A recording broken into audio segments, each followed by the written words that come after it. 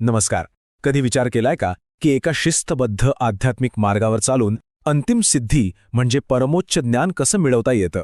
तर आज आपण साधना से सिद्धी या एका अतिशय महत्त्वाच्या ग्रंथातून याच प्रवासाचं रहस्य जाणून घेणार आहोत. खरं तर हा ग्रंथ साधकांसाठी एका दीपस्तंभासारखा आहे. आजच्या या चर्चेत आपण काय काय पाहणार आहोत? सगळ्यात आधी आपण या पवित्र प्रकाशनाची ओळख करून घेऊया. मग या ज्ञानामागे मार्गदर्शक कोण आहे ते समजून घेऊया. पुढे आपण पुस्तकाची रचना कशी आहे ते पाहू, ते कोणत्या मोठ्या ज्ञानसागराचा भाग आहे हे शोधू, आणि सगळ्यात शेवटी या संपूर्ण मार्गाचं सार काय आहे तेही समजून घेऊया. चला तर मग आपल्या प्रवासाला सुरुवात करूया.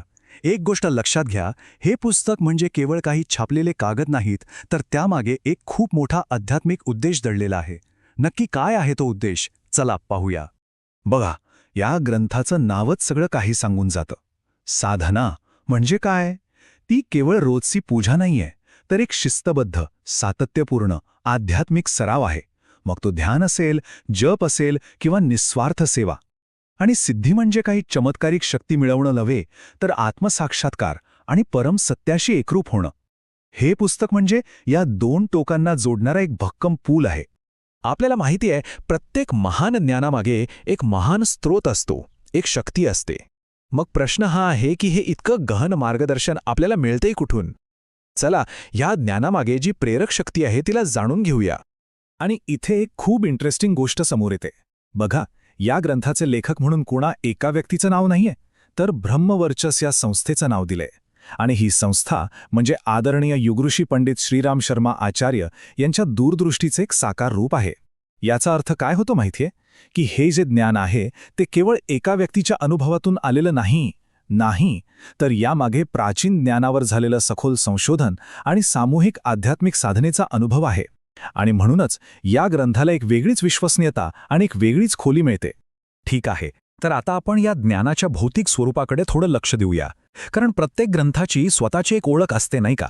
चला, या प्रकाशनाचे काही तपशील पाहूया जे आपल्याला त्याचा इतिहास आणि त्याची व्याप्ती सांगतात. हे आकडे आपल्याला बऱ्याच गोष्टी सांगतात, जसं की 434 पानं म्हणजे हा एक सखोल आणि विस्तृत ग्रंथ आहे. ही 1998 सालची दुसरी आवृत्ती आहे. याचाच अर्थ या ज्ञानाची मागणी आणि त्याची प्रासंगिकता अनेक वर्षांपासून टिकून आहे. आणि मथुरेतील अखंड ज्योती संस्थानाने हे प्रकाशित केलंय. हे त्याच्या आध्यात्मिक परंपरेशी असलेलं घट्ट नातं दाखवतं. आतापर्यंत आपण समजा एका झाडाला खूप जवळून पाहत होतो. आता थोडं मागे जाऊन पाहूया की ते झाड कोणत्या घनदाट जंगलाचा भाग आहे.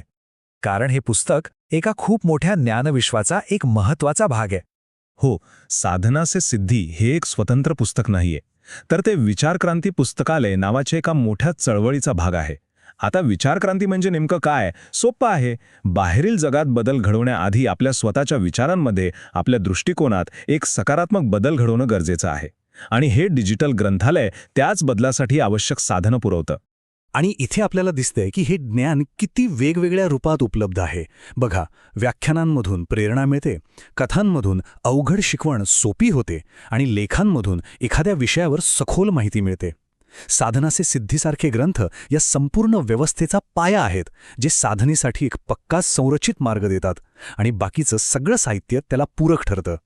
तर आता आपण या चर्चेच्या शेवटच्या टप्प्यात आलो आहोत. आपण पुस्तक पाहिलं, त्याचे लेखक आणि त्याचा संदर्भही समजून घेतला. आता या सगळ्यातून जे सार निघतंय, या मार्गाचं जे हृदय आहे ते काय आहे ते पाहूया. अगदी सोप्या शब्दात सांगायचं तर हा ग्रंथ म्हणजे एका विशाल अथांग समुद्रात प्रवास करणाऱ्या साधकांसाठी कंपाससारखा आहे.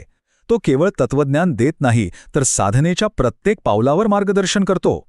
अडचणी आल्या तर त्यावर मात कशी करायची हे शिकवतो, आणि शिस्तबद्ध प्रयत्नांना अंतिम सत्याच्या प्रकाशापर्यंत कसं पोचवायचं याचा एक स्पष्ट नकाशा आपल्यासमोर ठेवतो. हे फक्त एक पुस्तक नाही, तर एक विश्वासू मित्र आहे. आणि शेवटी एक विचार, तो मनात ठेवूनच आजची चर्चा संपवूया.